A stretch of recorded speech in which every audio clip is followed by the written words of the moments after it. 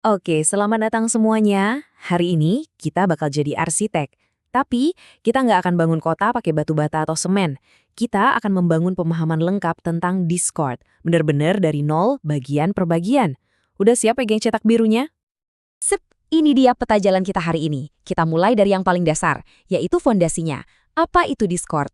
Terus kita lanjut ke arsitekturnya, lihat server dan saluran. Setelah itu, kita kenalan sama warganya, bahas peran dan identitas. Nggak lupa kita cek infrastrukturnya. Ini yang bikin seru, ada bot dan power up. Dan terakhir, yang paling penting, kita akan bahas budaya yang bikin komunitasnya hidup. Oke, bagian pertama, fondasi. Jadi apa sih Discord itu sebenarnya? Yuk kita bedah lebih dalam, karena ini lebih dari sekedar aplikasi chat biasa. Nah, ini nih pertanyaan yang paling sering banget saya dengar. Discord itu kan cuma buat gamer kan? Apa benar begitu? Yuk kita bongkar mitos ini sama-sama.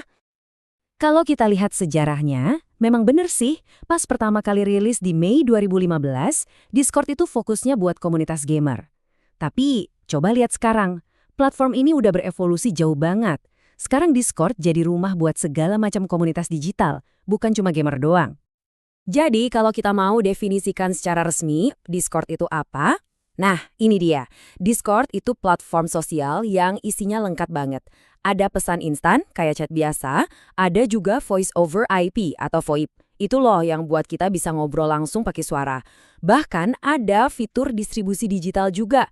Intinya, ini paket komplit buat bangun komunitas online, jauh lebih dari sekedar aplikasi chat. Oke, fondasi udah. Sekarang kita naik ke bagian arsitekturnya. Ini ibaratnya cetak biru dari komunitas yang mau kita bangun. Kita akan bahas 3 hal penting, server, kategori, dan saluran. Setiap kota pasti butuh tanah buat dibangun kan? Nah, di dunia Discord, tanah itu namanya server. Anggap aja ini kafling utama kita. Ini adalah ruang virtual tempat seluruh komunitas kita bakal ngumpul. Nah, kalau tanahnya udah ada, kan nggak mungkin kita biarin berantakan gitu aja. Disinilah kategori masuk. Pikirin kategori ini sebagai distrik atau perumahan di kota kita. Fungsinya buat apa? Buat ngelompokin saluran-saluran biar servernya rapi dan gampang dijelajahi. Di dalam setiap distrik, pastinya ada bangunan-bangunan dan jalan-jalan tempat orang-orang beraktivitas. Nah, itulah saluran atau channel. Ini adalah kamar-kamar obrolan yang spesifik buat topik tertentu. Disinilah semua percakapan seru dan interaksi terjadi. Secara umum, ada 2 jenis saluran utama. Pertama, saluran teks. Ya, seperti namanya, ini buat ngobrol pakai teks, kirim-kirim file, atau emoji. Kedua, saluran suara. Di sini kita bisa ngobrol langsung pakai suara, video call, bahkan sharing layar. Beda fungsi, beda kegunaan. Oke, bangunannya udah jadi. Sekarang siapa yang tinggal di sana? Tentu saja warganya. Yuk kita bahas para pengguna, gimana peran dan identitas mereka ngebentuk sebuah komunitas. Setiap warga di kota Discord ini punya semacam KTP digital. Isinya apa aja? Ada nama pengguna, ini nama utama kamu. Terus ada diskriminator, itu loh 4 angka unik di belakang nama. Ada juga avatar alias foto profil dan banner, gambar latar buat profil kamu. Semua ini yang ngebentuk identitas digital kamu. Di kota manapun, nggak semua orang punya kunci ke semua gedung kan? Sama di Discord juga gitu. Disinilah peran atau roles jadi penting. Peran ini ngasih izin atau hak akses yang beda-beda. Ada pemilik server yang pegang kunci utama, punya kendali penuh. Ada administrator yang bantu ngelola. Ada moderator yang jaga keamanan. Dan tentunya ada anggota biasa yang jadi penduduknya. Lanjut, kota kita butuh infrastruktur biar bisa berfungsi dengan baik. Nah, di Discord, infrastrukturnya itu berupa power up dan otomatisasi. Kita akan lihat gimana cara bikin server kita makin canggih pakai bot dan fitur-fitur spesial. Gimana caranya biar kota digital kita ini jalan terus 24 jam nonstop dan efisien? Jawabannya, bot Discord.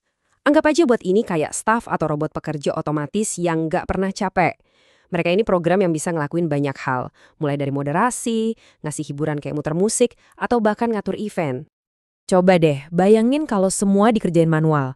Kita harus nyapa setiap anggota baru satu-satu, hapus pesan spam pakai tangan sendiri, terus ngasih peran ke orang-orang juga satu persatu. Wah, bisa-bisa nggak tidur kan? Capek banget pastinya. Nah, sekarang bandingkan dengan ini. Kalau pakai bot, pesan selamat datang otomatis terkirim. Konten yang aneh-aneh langsung dihapus sama bot. Ngasih peran, bot bisa ngelakuin itu secara otomatis berdasarkan interaksi pengguna. Jauh lebih efisien kan? Ini bener-bener game changer. Discord juga nawarin fitur premium. Ada 2 yang utama. Pertama, Discord Nitro. Ini langganan buat diri sendiri, buat akun personal. Keuntungannya kita bisa pakai emoji custom di mana aja, avatarnya bisa gerak-gerak dan banyak lagi. Kedua, ada server boost. Nah, kalau yang ini kita bayar buat upgrade seluruh server. Jadi semua anggota bisa nikmatin kualitas audio yang lebih bagus, streaming lebih jernih, dan lain-lain. Satunya buat aku, satunya lagi buat kita.